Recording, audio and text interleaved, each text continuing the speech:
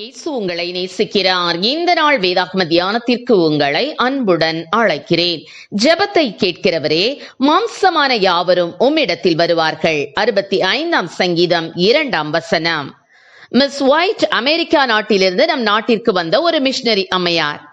வட இந்தியாவில் உள்ள ஒரு கிராமத்தில் தங்கி ஊழியம் செய்து வந்தார்கள்.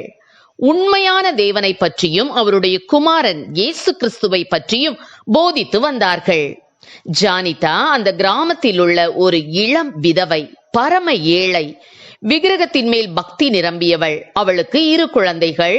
மூத்த குழந்தை கரடு முரடான ஒரு கட்டிலில் படுத்து பசியால் துடித்தாள். அளவும் அவளுக்கு பலனில்லை.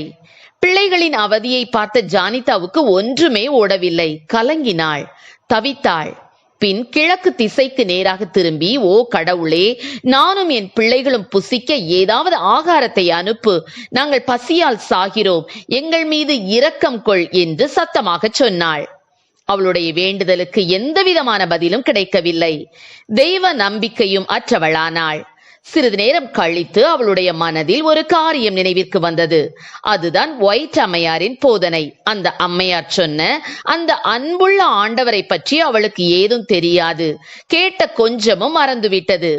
அவள் கேட்ட அந்த கடவுளின் பெயர் கூட அவளுக்கு நினைவில் இல்லை. ஆயினும் அந்த கடவுளிடம் தன் தேவையை சொல்ல விரும்பினாள்.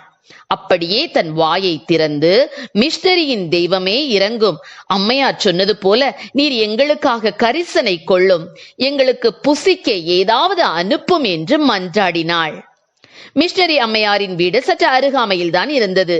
அம்மையாரின் வேலைக்காரி திறந்த வெளியில் சமைத்துக் கொண்டிருந்தாள்.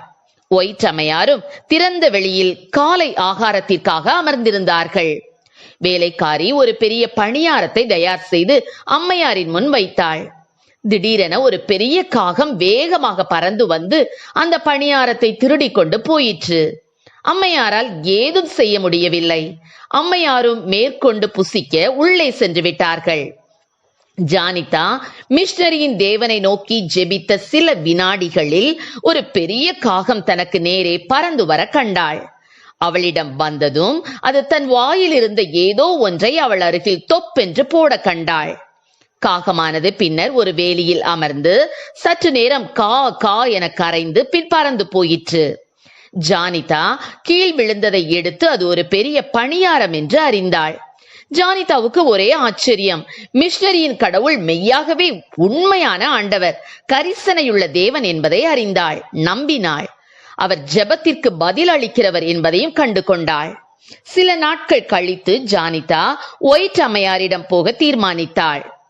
தன் வீட்டு வாசல் அருகே கைப்பிள்ளையையும் கூட்டிக் கொண்டு உள்ளே நுழைந்த மெலிந்த ஒரு உருவத்தை ஒயிட் அம்மையார் பார்த்தார்கள். உள்ளே நுழைந்ததும் ஜானிதா மயங்கி விழுந்து விட்டாள். அவர்களை உள்ளே கொண்டு போய் வேண்டிய உதவிகளை அம்மையார் செய்தார்கள். கொஞ்ச நேரத்திற்கு பின் ஜானிதாவுக்கு தன் அறிவு வந்தது. அம்மையாரிடம் மெதுவாக தன் புது அனுபவத்தை சொன்னாள். அம்மையாருக்கு ஒரே சந்தோஷம். திருடு போன தனது பணியாரம் 3 ஆத்துமாக்களுக்கு சரீர உணவும் ஆன்ம உணவும் அளித்ததன் நிமித்தம் கர்த்தரை துதித்தார்கள். ஆம், எனக்கு அருமையானவர்களே, ஜெபம் ஒரு களங்கமற்ற குழந்தை தன் தாயிடம் இனிப்பு பண்டம் கேட்பதை போன்றதாகவும், தாயானவள் குழந்தைக்கு இனிப்பு பண்டம் வழங்கும் போது கொடுக்கிற தாயும் பெற்றுக்கொள்கிற குழந்தையும் மகிழ்ச்சி அடைகின்றனர். தாய்க்கும் குழந்தைக்கும் இடையே ஒரு உற்சாகமான புதிய அன்பின் உறவு அங்கே உருவாகிறது. அதுபோலவே ஜெபமும் கூட உங்கள் வாழ்க்கையில் ஜெயத்தை கொண்டு வரும். ஜெபம் வாழ்க்கையில் தீர்வு காண முடியாமல் இருக்கும் பிரச்சனைகளுக்கும் போராட்டங்களுக்கும் சிறந்த தீர்வை கொண்டு வரும். ஜெபம் உங்கள் குடும்பத்தின் முக்கியமான அவசர தேவைகளை நிறைவேற்றக்கூடிய பதில்களை கொண்டு வரும். ஜெபம் வியாதியை குணமாக்கும். ஜெபம் பிரச்சனைகளை குறித்த நம்முடைய அணுகுமுறைகளை மாற்றும். ஆம் பிரியமானவர்களே, உங்களுடைய ஜெப வாழ்க்கையை அதிக ஜாக்கிரதையாகவும் அர்த்தமுள்ள விதத்திலும் நடத்தி ஆண்டவரின் வல்லமையான ஆசீர்வாதங்களை பூரணமாக பெற்றுக்கொள்ளுங்கள். கர்த்தர் நம்மை ஆசீர்வதிப்பாராக. ஆமென். ஜெபம்.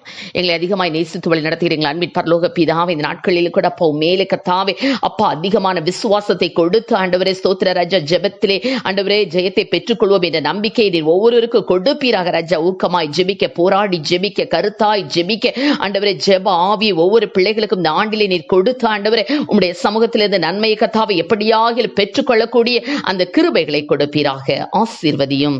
இயேசுவின் நாமத்திலே ஜெபிக்கிறோம் நல்ல பிதாவே. ஆமென்.